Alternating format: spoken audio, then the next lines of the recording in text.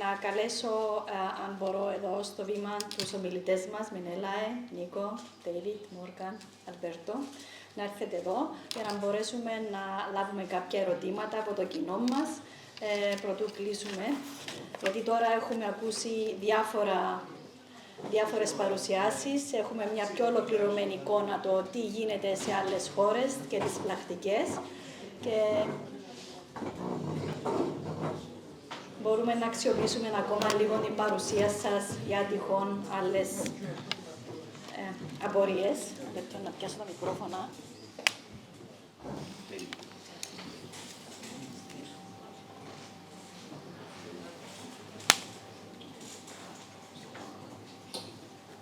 Ευχαριστούμε για τις πάρα πολύ ενδιαφέρουσες παρουσιάσεις. Φαίνεται ότι έχουμε κάποια θετικά νέα όσον αφορά τη δυνητική εξάπλωση του βακτηρίου που μπορεί να περιοριστεί και από κλιματικές συνθήκες. Που φαίνεται ότι δεν είναι αρκετό. Το πρόγραμμα που εφαρμόζεται είναι απαραίτητο να έχει τόσο μεγάλη αποτελεσματικότητα, να έχει τόση μεγάλη οργάνωση για να φέρει το αποτέλεσμα που έχετε. Θα ήθελα να ρωτήσω τον κύριο Μάρκ Χότολ, αναφερθήκατε στον ρόλο που έχουν τα μυρμήγκια στην επιτυχία ενός βιολογικού προγράμματος καταπολέμησης. Στην Κύπρο τα τελευταία 2-3 χρόνια έχει εμφανιστεί ένα νέο δυσβιωτικό είδος μυρμηγκιού. Νομίζω την ίδια περίοδο που εμφανίστηκε και η ασιατική ψήλα, που είναι το Little Fire, το Wasmania orobinicata. Έχετε καθόλου εμπειρία με αυτόν το είδος, κατά πόσο μπορεί να παίξει ένα αρνητικό ρόλο στην επιτυχία αυτού του βιολογικού προγράμματος στην Κύπρο? Ευχαριστώ.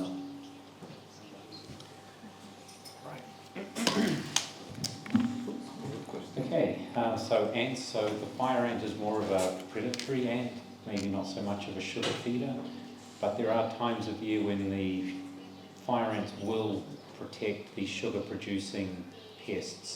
So it may be one of these new additions to your citrus production area that you may need to consider developing management plans for. So fire ant control is pretty well sorted out. I think there are pretty good baiting programs using peanut butter and insecticides to monitor and then control those populations, especially for these little Weizmannia ants. You know, the programs have been well developed and utilised globally for that pest.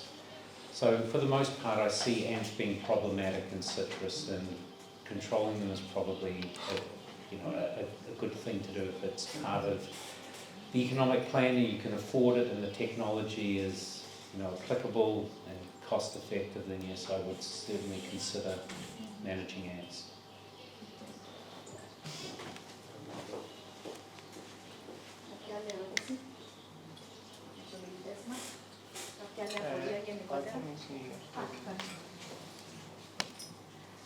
Hello, thank you very much for the presentations. All of them are very interesting.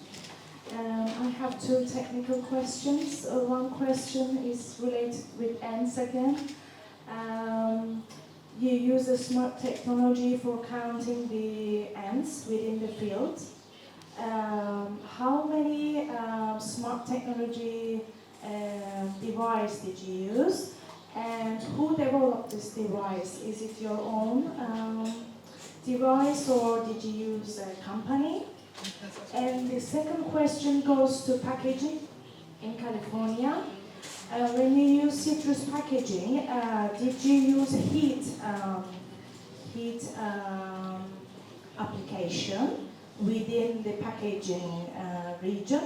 And how many minutes did you use heat if you did use it? Thank you so much.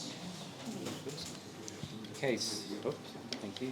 So with the ant counters, so that's a very interesting question. So I'll answer the first part. How many ant counters do you need per acre to accurately monitor those ants?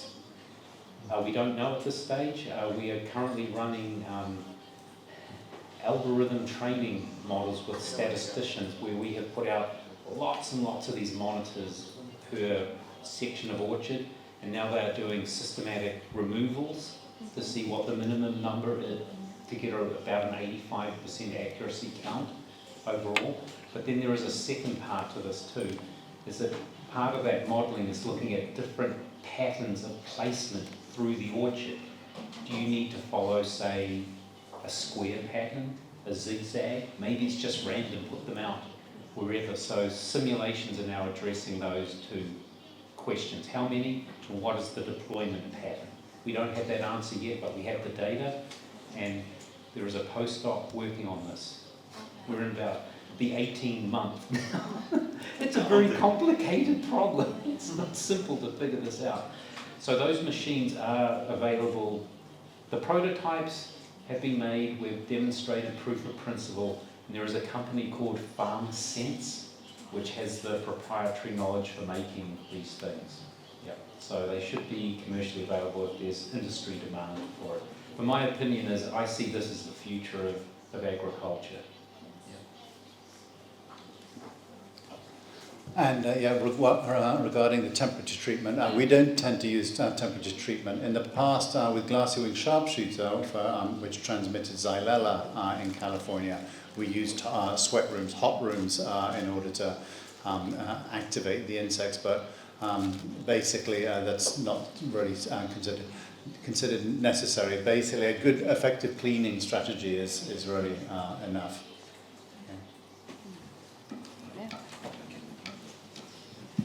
Can I add something to that? Yes, certainly. Me? Yeah. Can I add something for the ant program? When we knew the good results of Mark in California with the ants, obviously we wanted to copy and paste the system for our citrus industry, and it's not so easy under the Mediterranean for two reasons. Why? The first is because the ant species is different. Our main ant in the Mediterranean is Lasius species, which build a nest in every single tree in the orchard, so it's more difficult the deployment of the insecticide. And the second one, that to deploy these balls with insecticides within the European regulation, it's impossible. We have tried to convince companies to invest in this methodology because it's very simple, okay? And they are not so enthusiastic with this. Apart that all of us, you and Spain and all the countries, are demanding this to protect the natural enemies. And then the insecticides that you include there, the companies, they are protecting very well this insecticide from some certain pest. Not, they don't want to live on the soil and blah, blah, blah. So for us it's more difficult in the Mediterranean than with the Argentinian ant, that you have highways and things like that. Παρακαλώ. Σας ευχαριστούμε πάρα πολύ για τις τελευταίες μελέτες, τις έρευνες τις οποίες κάνετε, μας ενημερώσετε. Εγώ ένα πράγμα, όλοι όμως θέλω να μάθω. Πόσο χρόνο ζωής έχει αυτό το βακτήριο? Δεύτερο, πώς προσβάλλει τα δεντρά και επέρχεται η ξύρανση? Και τρίτον, πώς θα αναγνωρίσω εγώ γεωργός ότι έχω προσβολή και τι θα κάνω για να αποτρέψω την καταστροφή? Ευχαριστώ πάρα πολύ.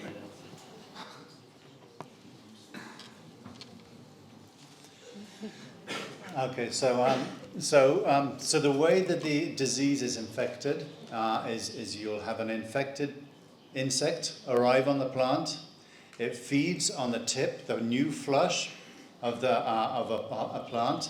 It will also lay eggs on that new flush, and then as the eggs develop, they will pick up the disease from that flush, and they'll either continue feeding on that or move to new areas. And then when they molt, they lose their infection, but then they get reinfected every time, and when they're adults, they remain infected for the rest of their lives. So that's basically what happens. And then the more insects that are infected, the more they infect a plant, and the quicker the plant gets infected throughout the whole plant. Okay?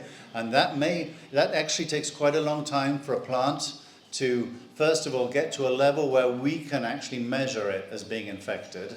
So the plant may not be infected, but we can't measure it because the titer of the disease is so low. And then, in addition to that, it takes even longer for the disease to be symptomatic so that you can see it. And so that is a problem, a very big problem. It's what we call in America a typhoid Mary, where you basically have something which can continue transmitting a disease even though you don't know the disease is present. As I mentioned, actually identifying a disease tree through the symptoms is difficult, so you need to have a specialist. What we have in California is we have people we can send samples to, and they can run the tests for you, and I'm sure that will come here as well.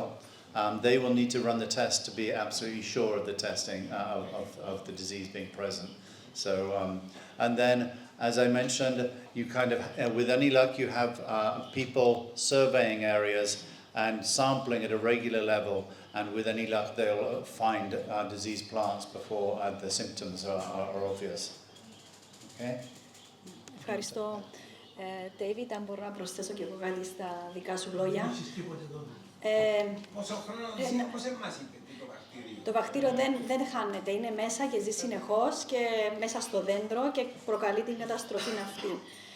Και μεταφέρεται και συνεχίζει να αντιαιωνίζεται σε διάφορα άλλα φυτά αφού μεταφερθεί με τον διαφόρινα σίτρι, με την ασιατική ψήλα. Δεν υπάρχει μέθοδος καταπολέμησης του αποτελεσματικής. Γι' αυτό είμαστε και εδώ σήμερα για να βρούμε τρόπους πώς μπορούμε να διαχειριστούμε αυτή την κατάσταση. Όντως, είναι πολύ δύσκολο το βακτήριο, διότι δεν εντοπίζονται, όπως είπατε εσείς, τα συμπτώματα από την αρχή. Δυστυχώς, το βακτήριο μπορεί να υπάρχει μέσα σε ένα δέντρο και να μην προκαλέσει τα συμπτώματα στα φύλλα ή στα συμπτώματα στους καρπούς, που είχαμε δει κάποιες εικόνες στις διάφορες παρουσιάσεις των ομιλητών μας. Όντως, αν εσείς δείτε κάτι παράξενο στη φυτεία σας που σας ξενίζει, που υπάρχει αυτός το κυτρινισμό στο φύλλο, αυτή η διαφορετικός χρωματισμός στην ορίμανση των καρπών σας, ναι, να επικοινωνήσετε άμεσα μαζί μας με το αντίστοιχο επαρχιακό γεωργραφείο και εμείς θα έρθουμε αμέσως εκεί για να πάρουμε τα απαραίτητα δείγματα για να δούμε ακριβώς αν αυτό που προέκυψε στο αγροτεμάχιο σας είναι το βακτήριο.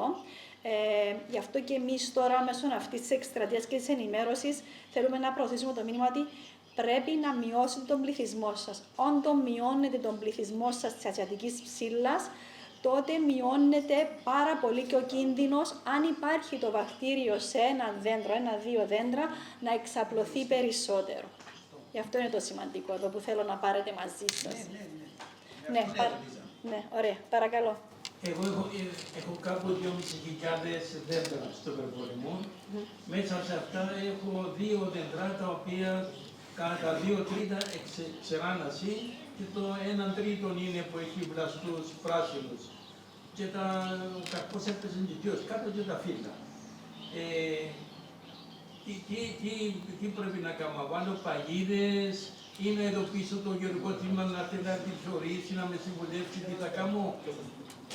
Σε ποιο στάδιο βρίσκομαι, έχω τι είναι, δεν την έχω, είναι απαυτή, δεν είναι, διαρωτούμε τώρα. Ωραία. Γι' αυτό ήρθα εδώ. Γι' αυτό ήρθε εδώ. Είσαστε στην επαρχία Λεμεσού που είναι η Όχι, η επαρχία Λευκωσίας. Λευκωσίας. Περιστερό Ανακάκη. Να πιάσουμε το όνομα σας, να το δώσουμε στο επαρχιακό γεωργραφείο της Λευκωσίας μας, για να μπορέσει ο συνάδελφος να έρθει κοντά σας. Ενδεχομένως, μια ξύρανση ενός δέντρου προκύπτει από διάφορους παράγοντες. Μπορεί να είναι αβιωτική, μπορεί να είναι όμως και κάποιο παθογόνο. Ναι.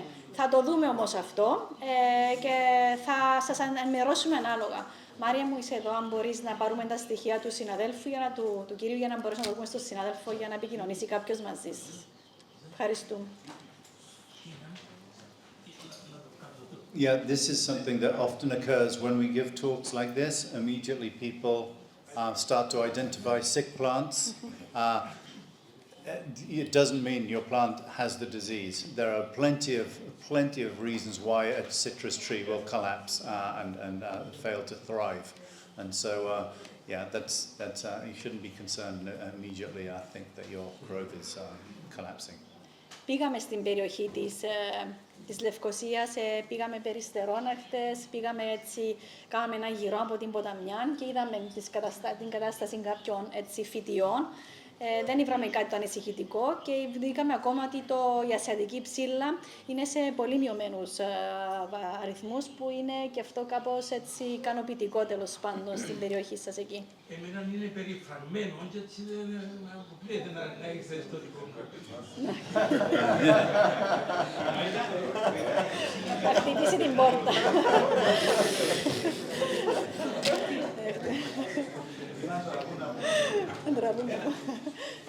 Λοιπόν, κάποιος άλλος? Ναι, παρακαλώ.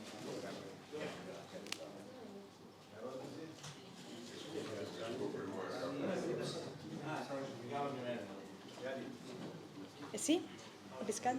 Να κάνω εγώ μια... Βεβαίως, να κάνεις. Η ερώτηση μου είναι για το Μαρκ και τον Ντέβιτ ουσιαστικά. Στην Καλιφόρνια εφαρμόζεται ένα πολύ οργανωμένο πρόγραμμα που οδηγεί στην αφαίρεση δέντρων που είναι προσωπημένα. Η ερώτηση είναι θετική και ίσως να είναι πολύ δύσκολη να απαντηθεί. Αλλά τι θα γινόταν εάν δεν αφαιρούνταν εκείνα τα δέντρα? Δηλαδή, αν γινόταν η εξαπόλυση του αμαρήξια, αλλά τα δέντρα δεν αφαιρούνταν, γιατί αυτό που με ανησυχεί είναι ότι δεν έχουμε το capacity, δηλαδή στην Κύπρο, να εφαρμόσουμε ένα τόσο αυστηρό πρόγραμμα και ενδεχομένως να καταλήξουμε σε ένα τέτοιο μοντέλο.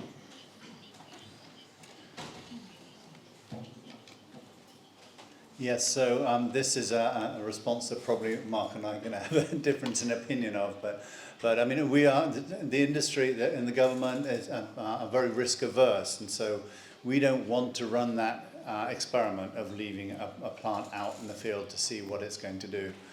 So we, Mark mentions that the plants that have died have a much higher titer than of the disease than we have in California, but that's because we remove the trees before they die.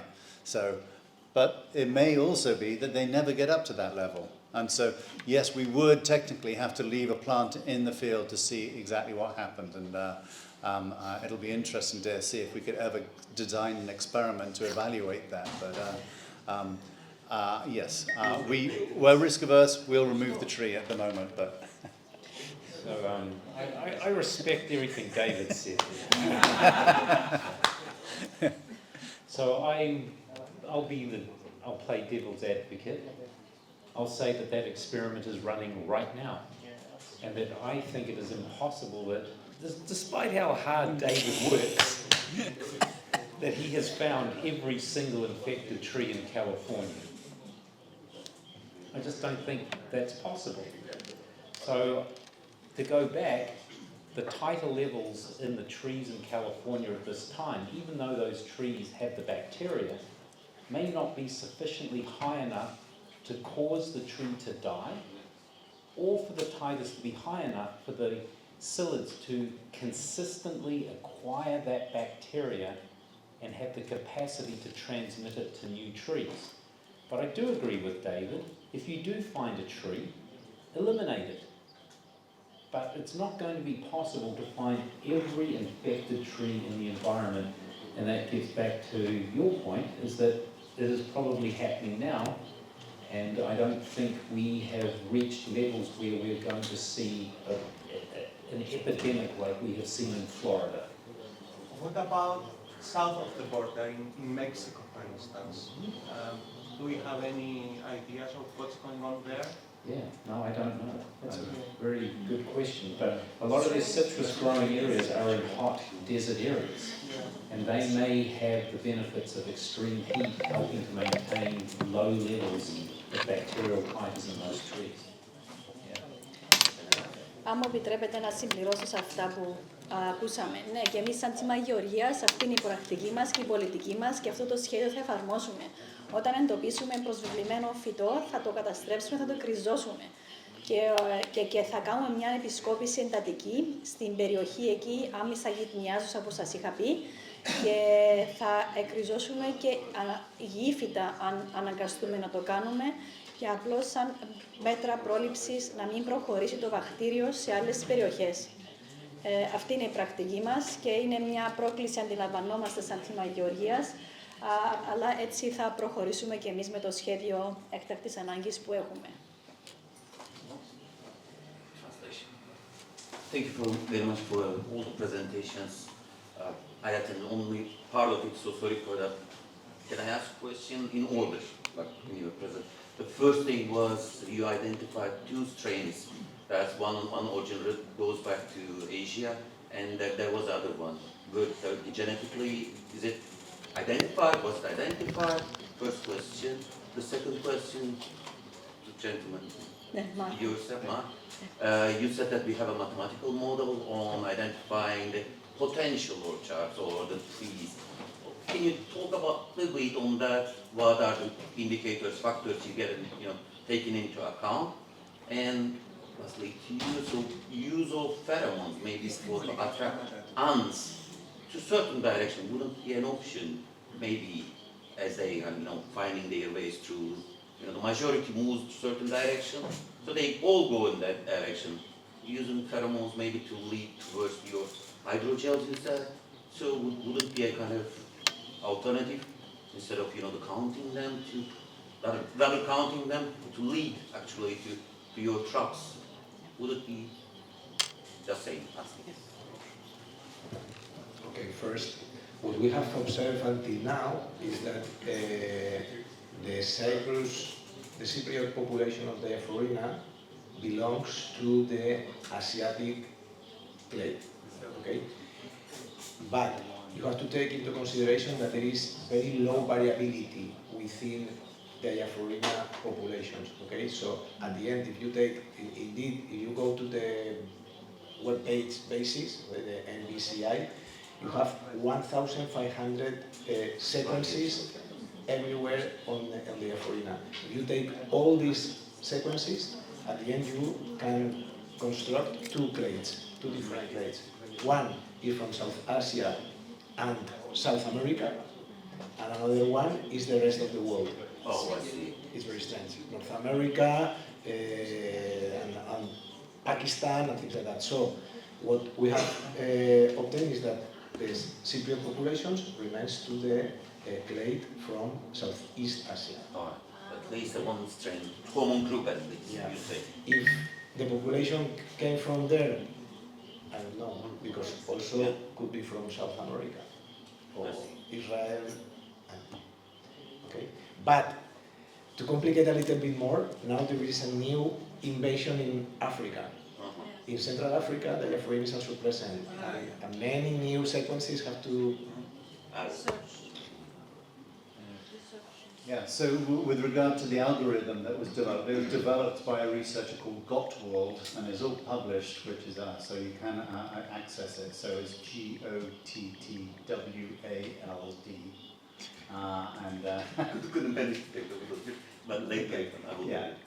Yes, and he basically lines out exactly what individual components he uses, but the basic components are obviously climate, so the temperature, minimum and maximum range, so on. Population density, then he also factors in something which is density of Asian people, because Asians are very keen farmers, that's where the disease comes from.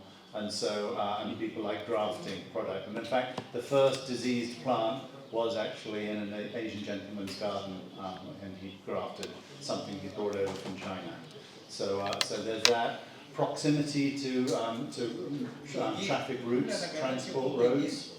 And so there's a bunch of different aspects such as that. So, yeah. Okay. And with respect to the trail pheromone, yes, Argentine hand has a very strong trail pheromone. We know what it is. It's cheap to buy, and we have put it in the gels. We do put it inside those canisters that I showed you, the liquid bait stations, and it marginally improves levels of control.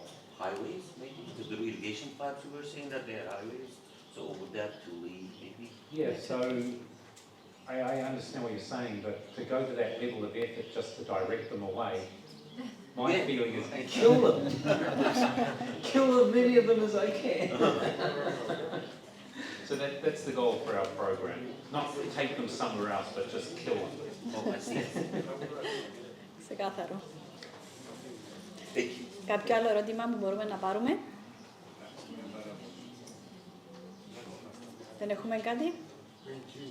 Ωραία. Να ευχαριστήσω τότε τους ομιλητές μας, πραγματικά ακόμα μια φορά, για την παρουσία σας εδώ, την αποδοχή της πρόσκλησης μας. Είναι εξαιρετικά αυτά που έχουμε ακούσει από εσάς, πάρα πολύ χρήσιμη πληροφόρηση και να είστε σίγουροι ότι θα την αξιοποιήσουμε ανάλογα. Να σας ευχαριστήσω και εσάς που ήρθατε να μας ακούσετε και αυτήν την ημέρα και να λάβετε μέρος στη συζήτηση, καθώς και τους διερμηνείς μας πίσω που κάναν εξαιρετική δουλειά και μας βοήθησαν όλους να έχουμε καλύτερη επικοινωνία μεταξύ μας και ανταλλαγή αυτής της πληροφόρησης. Έχουμε μια μικρή δεξίωση, όπως σας είπα, στην καντίνα. Παρακαλώ, μείνετε ακόμα λίγο μαζί μας, προτού αποχωρήσετε. Να είστε καλά και σας ευχαριστώ.